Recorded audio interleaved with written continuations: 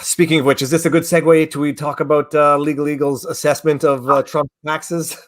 The worst video on tax law explanation by a supposed lawyer I have ever witnessed. It was misrepresentation after misrepresentation after misrepresentation. So I went ahead and watched it. I've been avoiding Legal Eagle because his stuff is so political and so that it's like, okay, I don't mind you being political, but it's just not usually very informed. I mean, he's a guy who he comes across as someone who's a brief corporate lawyer, mid-tier corporate lawyer.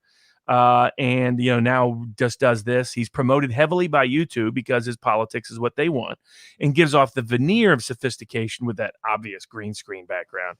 These are real books, by the way, not like Legal Eagles. And I've read them, probably unlike Legal. So he goes through and almost everything you could get wrong, he cites. So, for example, he says, "Oh, you can't take haircuts and personal deductions or as business deductions unless there was absolutely no personal benefit to that." It's completely false. Completely false. For example, when you take a business meal, when you take business entertainment, there's always a bit personal benefit to the food you're eating and whatever you're drinking at a company party. You still get to take it as a business deduction. The fact that something has a personal benefit, which frankly is inescapable. Travel has a personal benefit. Food has a personal benefit. Hotel rooms, personal benefit. All of those things have personal benefits. Makeup, clothing, you name it. Driving a vehicle that's a company vehicle, there's a personal benefit to that, right? You had to be transported at some level. So the idea that it has to be 100% for business and you can't have any personal benefit at all is not the legal standard. It's whether it's necessary for business, not whether that necessity is not exclusionary for its methodology. He also goes on and says that if you do an easement, a conservation easement that you can take a charitable donation on related to an investment property, then magically that means you can never take that property as investment property. Also completely wrong. Well, almost all real estate deals include that. This is the problem I had with the video. I literally started taking notes and then I just stopped. And I stopped because it was just it's the strategy of arguing with it's the strategy of arguing with I don't want to say disingenuous interlocutor, but one who's trying to conquer through confusion. So let's say the first thing, because Trump got he wrote off, I think 1 year, $70,000 in hairstyle. Setting aside some of the comments in Legal Eagle's video where Trump admitted that he does his own hair, so that's fraud. Setting aside that theory, I can see that being offensive to people. $70,000 for hair in a year. I mean, I can see it being shocking. Now the question is, Legal Eagle starts off with the assumption that it's criminal and there's definitely going to be some IRS sanctions. I presume that if that amount were not justifiable under tax law, he would have had an issue already. I mean, is that oversimplified, or do I just take for granted if he, with his high power accountants, writes that amount off, it's the maximum allowed by law without being questioned? Well, first of all, it's identified what's in there, folks. So do you think all the tax lawyers and tax accountants put hair 70,000 and thought you could never take a deduction for fixing your hair? Why would they write that in there? I mean, that's why his analysis was idiotic at every level. Aside from not knowing you can take those deductions, usually, for example, people in Trump's world, their deductions are bigger for those items because you're talking about a guy who is the marketer. His whole engine is marketing. His brand is his business. His business is his brand. And people usually take bigger deductions. You should see what actors take. See what people on TV news take. I mean, they take 100% of everything. Trump clearly wasn't taking 100% of everything. He was taking percentages on different things. Some accountant or lawyer had done an analysis, saw what all the expenses were for, saw the bookkeeping was for, figured out what percentage could be taken for business purposes. So that's where all of us, if you take a conservation easement, that's your typical investment property or real estate development. You're going to do that. You're going to do that because environmentalists will hijack you and prevent your development from even occurring if you don't agree to that. So it is, you agree as part of your real estate development to dedicate some part of that real estate for conservation easement purposes. In exchange, you get a charitable donation. That is commonly done in all real estate deals. He told people that if you ever do that, you can't take the property as an investment property. Just completely wrong. And then he had a litany. He said consulting fees are illegal. Okay, let's stop here because we'll get just to add the details so people can understand the point. Apparently, if there was some cross-referencing in the taxes, apparently Ivanka Trump might have been paid as a consultant. Let's just say she was paid. Mm-hmm. Trump paid one of his children or all of his children consulting fees for work they did on projects. To imply that there's impropriety to this, is to indicate that someone doesn't understand what income splitting is. And what pretty much now I don't have the luxury of doing it for a number of reasons, one of which is my wife works and gets the salary that it wouldn't make any sense in any event. That's even assuming we would have had the income to split at any point. But so yeah, explain. So that's the issue. It's corrupt. He's got, what did he say? His children. He had a word in his video for his children being on the payroll. But that's the issue. So that the children were paid consulting fees for work they did for the enterprise, which he takes issue with. Yeah, which is just completely moronic. So this first fundamental problem, he called it like it was a gift and maybe a gift tax. That's insane. So typically you pay people by consulting fees in these kinds of real estate projects all the time. So the fact that you're on the payroll of the Trump organization does not mean all work you ever perform now has to be under the payroll tax provisions. Number one. Number two, given the amounts they're being paid, you end up, here's what he seemed to not know. When you're paid independent consulting fees, you're self-employed as an individual, you still pay payroll tax. You just pay it rather than the company paying it. So the idea that somehow payroll taxes disappear when you relabel something self-employment income just shows he has no clue how the tax laws work. Not only that, the big thing he missed is that when you pay someone consulting fees, they pay tax on that. Because when you put that in the return, that means a 1099 is going out to them and they have to pay tax on it. It guarantees the tax has to be paid on it. So all that's shifting is who pays the tax, not whether tax gets paid. In fact, what would have been illicit is if he was giving money to his kids and him paying the tax rather than them, because he has bigger tax deductions available to him to where he wouldn't have likely paid any tax on that money. So it was just the opposite. The consulting fees meant likely more tax would have been paid than if no consulting fees had been identified in the tax returns. So it was completely wrong about every aspect of tax law that could possibly apply to the circumstance. And he had no clue. And then there's like 2 or 3 other items like that. He gets them all. Wait, don't get into it because I'm going to get there. I just want to pull this one up. This is a good question. Son of Liberty says, employees are forced to work from home. Can we all take a home office deduction? I suspect the answer is going to be yes. The problem is not if you're a W-2. So the problem is if you're a W-2 employee, you don't get those deductions. Only self-employed people do. So that's the annoyance, inconvenience. Now, let's say you have a separate business, but then you'd have to prove that it was related to that separate business. All right. Now, speaking of business expenses, questionable business expenses. I'm joking, Robert. Barnes, do you alternate cigars or you like a specific one? Which one?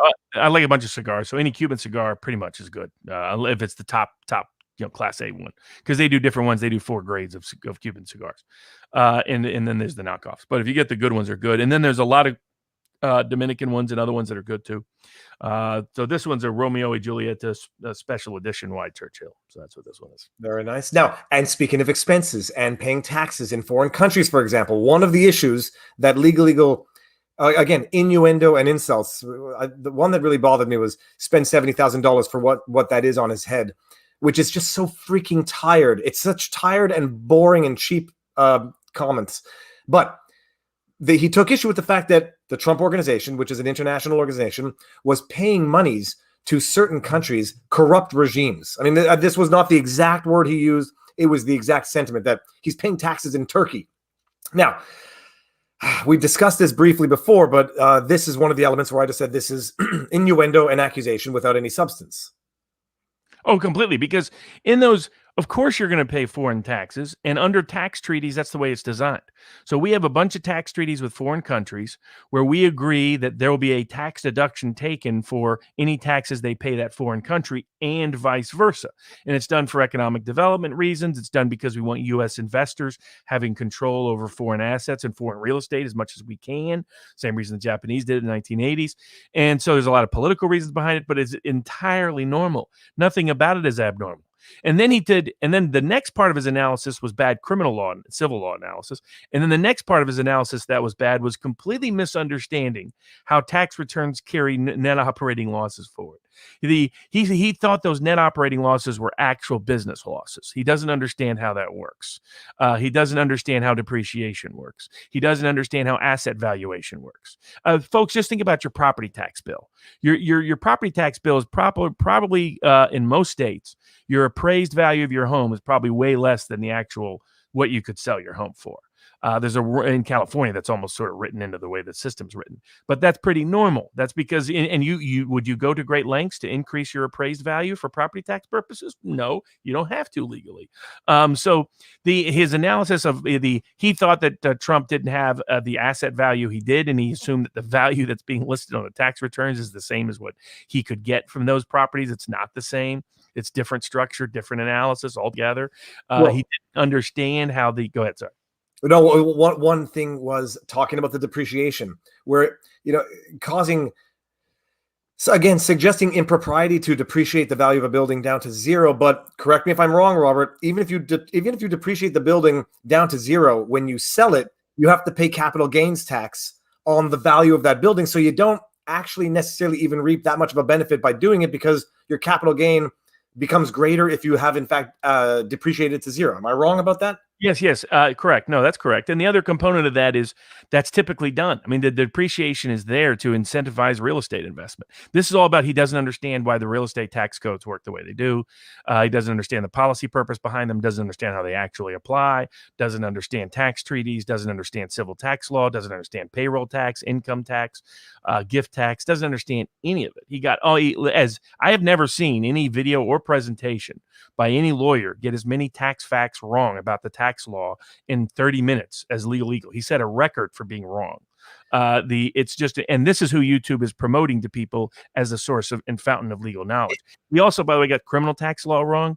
Once you have reliance, you have attorneys and accountants. You did it. He got good faith kind of right, but he got only half right. He still didn't understand it. He basically Googled, tax law and came up with a couple of cases and thought that defined it. Doesn't understand the scope and scale of it. Failed to mention that there's a reliance defense in tax law, so that not only is there, if you disagree with if you have a different interpretation of the law, but like he made a crack at sovereign citizens. Oh, sorry, you don't have a defense based on your interpretation of the law being different than the IRS. Yes, you do. That was what the cheat case was about, that he actually cited. It was someone that he would call a quote unquote sovereign citizen, quote unquote tax protester. It was someone who had a different interpretation of the tax law than the IRS did. Not that the tax law was unconstitutional, but that the tax law interpreted consistent to the Constitution couldn't impose tax in the way that it claimed to, and in fact did not if you read the law a certain way. So he got that part wrong. You have a full reliance defense, so Trump is at zero criminal exposure. This is what Business Insider talked to a bunch of leading tax law experts, including me, and everybody came to the same conclusion.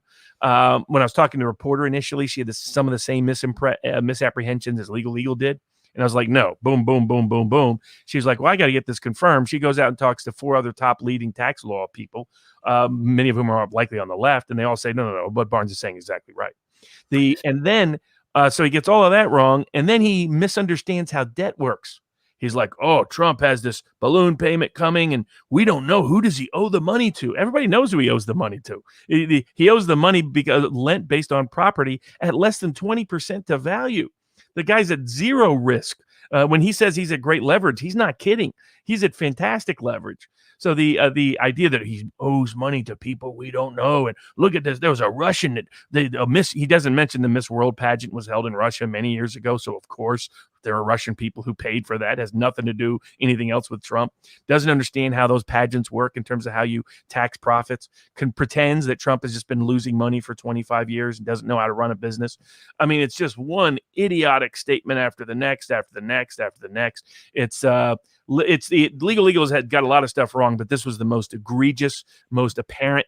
The kind you give it to any tax lawyer, they would say this guy's a joke and a crock and should not be allowed to speak in public.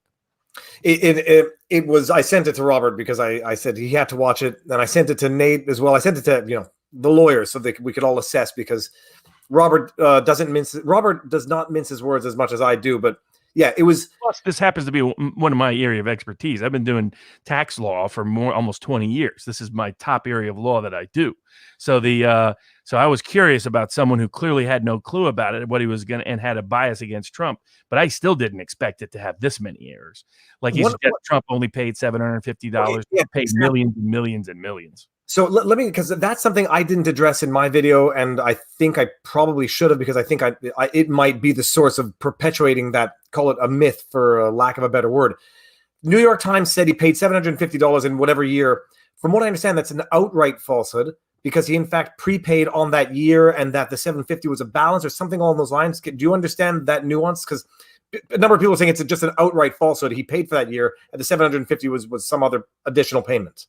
Correct. Yeah. So they don't have the full amounts that he paid individually in the New York Times story. So they're only able to identify a particular $750 payment, but not the rest of it. And so not only that, he's going to be paying individually. Other trusts or businesses that he has an interest in are going to be paying tax. His kids, of course, are paying tax. Those consulting fees, they had to pay tax on that, usually at the ordinary income rate. So I mean, that was not a favor to get consulting fees. That was this idea that consulting fees are a super secret way to evade tax. These people need their head examined. So it's in fact just the opposite. Consulting fees usually mean net higher taxes on everybody combined on that income. So all of it was just one absolute disaster of a video presentation, and it's probably the worst tax law presentation. It is the worst that I've ever witnessed. I'm going to leave this super chat up because I cannot say no to the generosity of 64 Pink. Not that I don't play video games myself, but I play Double Dragon too. The glossing over of the 72 million credit that Trump received in 2009. Oh. That was the other thing he got wrong. He claimed you could bring Title 18 charges for false refunds. No, you can't. There's a Klein conspiracy claim. False refunds is governed under Title 26. He's like, oh, you could bring a fictitious claim charge. No, that isn't how that is done. So, I mean, it's just everything he said was basically wrong and badly wrong. He would have failed elementary tax law as a first-year law student. I don't know how this guy got through law school. Well, I think he probably got through law school when things were not politicized. But that and just failing to mention that very tax credit was set up specifically by Obama during the Great Recession, which was just to explain it, like maybe let people come to their own determination as to, even if it is improper in the moral sense, that law was set up for a very specific reason. And I mean, he said it during the 2016 elections, took advantage of those laws. They were not his laws to begin with. Well, and they were necessary to rescue real estate. I mean, that was just the reality of it. And it was meant for the Trumps of the world. And what did Trump do with that money? He continued to invest in real estate. So the Trump was one of the few people who actually did what the tax provision was meant for. There's plenty of people that don't and did not. The banks got a lot of relief and were supposed to reinvest that capital, relend out that capital, and they didn't. Trump actually did what the tax laws encouraged him to do. Tax laws said, please continue to invest in real estate, given that it's collapsing around the United States at a precedent-setting level where all the banks and the whole financial system is, due to the securitized nature of most bank loans and real estate loans, was putting the entire liquidity of the economy at risk. And Trump did exactly what they wanted him to do. Went out and bought more real estate, branded more real estate, pushed more real estate, joined more real estate. So he did exactly what Obama's tax law was meant for. Someone might come down because I hear more crying than I want to hear upstairs. So it's like trying to keep I don't know, a bear out of a bag of garbage or something. There's a kid who wants to come downstairs. Sakakayonse says consulting fees disguise political payoffs. No, book contracts and sales. However, ask Barack and John Bolton. That was. Oh, sorry. Now it reminded me. One of the other issues he took issue with was having a business asset, one of the homes, which his children said that they spent the summer in, or they summered in. Now, two things. I mean, devil's advocate. One, I don't know if they paid rent or if they rented it out to do it. But even assuming that they didn't, you can have an investment property, I would imagine, like an Airbnb that you can use for personal time and maybe write off or not include 100% of the expenses. Am I misunderstanding? That's precisely how they're used, especially with Trump. He brands his property by the family using the property. It's not like this is some sort of secret one. I mean, all of this was approved by accountants and attorneys before it ever ended up in a tax return, folks, by people that are actually competent and capable, not incompetent people like Legal Eagle. So you can fairly guess that it's entirely vetted and vouched for. But the second component, that's very commonplace. There's a lot of people that Airbnb their own properties, but there's a lot of people that have second properties that they treat as an investment property. And you can do that for two different reasons, by the way. It can be an investment property without ever Airbnb or vacationing it out. You're doing it for the purpose of you believe the value will go up, and your personal use of it is often considered maintenance. In fact, I know people, and where the IRS has legitimized it, where they are paid to occupy and use the property because they want to maintain it, they want to sustain it, and improve its brand quality. So, especially, I mean, for example, celebrities are often paid to do these kind of things, right? And then to get accidentally photographed by someone at this particular property becomes you can double and triple its potential rental or ownership use. In Malibu, you just say so and so lived here for 5 years, and bam, you get a deal, even if so and so never lived there for 5 years. You say, oh, you get to have Charlize Theron's house. Now, if you said Charlie Sheen's, they might skip it. But I like Charlie, by the way, great guy. Gave me the best cigar I ever smoked. Well, second best cigar I ever smoked. Do I dare ask how much the best cigar you ever smoked would cost retail? It was completely unavailable. He had a cigar that had not been made in 20 years. So he apparently had it from way back. It was a rare Davidoff Cuban-made cigar from the early 1980s, and they ceased production by the mid-1980s. And he gave it to me as a gift. It's a very nice. By me, he was always a very nice, generous guy. So people can have whatever criticisms they want. I don't have any. He was very nice and generous to me. Amazing. And I'm going to read this. Gothic Serpent 99. Thank you. You and Mr. Barnes really mean so much to me. Thank you for your positive energy. It means more than I can express. Thank you very much, Gothic. And like I said, I screenshotted this, and I may share it on social media tomorrow. Okay, I think we have clarified the inaccuracies of Legal Eagle's analysis of. Oh, let's see here. We got another one. Alex Aiello says, "Hi, I am an accountant. That article is joke. Nothing seemed out of the norm. The only issue is the IRS write-off argument. My guess is Trump's accountants are arguing the legitimacy of some expenses." Yeah, I mean, it was just the nature of that size of net operating loss was going to trigger an audit. So he'll always be under audit. That's just the nature of the animal. Only the politically protected are not audited when they're in that scale and that size of refund or that size of tax credit. So, but yes, everybody who looked at that said that's totally normal. I mean, it was Nate had accountant friends of his look at it. And they're like, this is totally normal. Nothing about this is abnormal. There was an accountant who did an ABC interview, so it's totally normal, and the leveraging. I mean, everyone tries to devalue the assets. It's an interesting thing. A lot of people say this: the golf courses are hemorrhaging money. Now that's where I try to make a distinction because I don't necessarily understand it. They might be hemorrhaging money as businesses, but not as value of property. Because I imagine there are two things that are operating there. There's the business operating on a land and they're owned by two different entities. Maybe I'm wrong, but it seems to me that when I hear the golf courses are hemorrhaging money, I hear it from an operations perspective, not from a building and land value perspective. And so they mean two very different things. To Ian Mack's question, that might be true in other contexts, but not in Trump's context, because his entities are not C corps. His entities are almost all pass-through entities. So that means there could be no shifting from corporate to individual rate. Number two, the amount of money were such that they're all in the max rate. So the max individual rate is higher than the corporate rate. So there was no way that paying consulting fees would reduce the net amount of tax paid. And then third, remember, Trump has big deductions that his kids don't have. So that so Trump could absorb that money with paying no tax on it potentially, whereas his kids could not. Okay, let's see this. I think we've done the rounds. This is going to clarify anyone who may have been. It'll clarify for anyone who might have been swayed or at the very least had questions. Topo Musicale says things we know. Epstein didn't kill himself. Sally Yates is corrupt. Judge Sullivan is a partisan hack. Kyle Rittenhouse acted in self-defense, and Legal Eagle is a clown. I urge everyone. It's fun to make fun of the substance of arguments and all in good nature, but obviously keep it good-natured.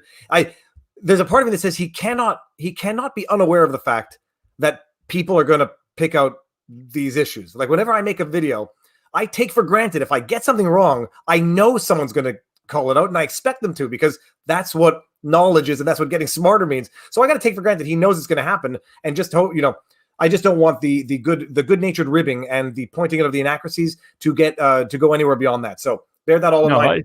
Out of respect. And I'll be nice. I'm going to send him a dunce cap for Christmas.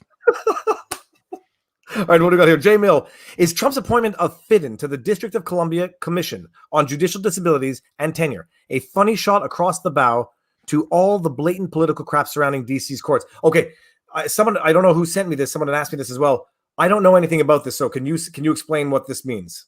Jay Mill's description is precisely accurate. It doesn't have a lot of power historically, but it's a commission on judicial conduct for the District of Columbia, and he put Tom Fitton on it, and he did it right after Trump did. Trump appointed Tom Fitton to that committee, and that committee, for example, presides over Judge Sullivan. So that's my guess. Now, can he do much with it? No, but I think that it was Trump's way of thanking Judge Sullivan for what he did. But who is Fitton as an individual? Or Tom Fitton, head of Judicial Watch. Okay. And Judicial Watch is the ones who have made a number of successful FOIA requests. Okay, now I get the joke, everybody. Okay, excuse me. Now what do we have here? Now do the whole explanation of EBITDA, earning before income tax depreciation and amortization. Oh, you got it. That's good. That's impressive. But most people don't know that. Oh, no, I sometimes know more than I let on, but then I sometimes don't let it all on because I don't want to make stupid mistakes. But yeah, EBITDA, for anybody who knows, is now how is it applied? I only rely on my accountants. But I actually don't apply EBITDA because I don't think I have any real estate other than our house. Okay, so what do we do now? Let's move on to another topic.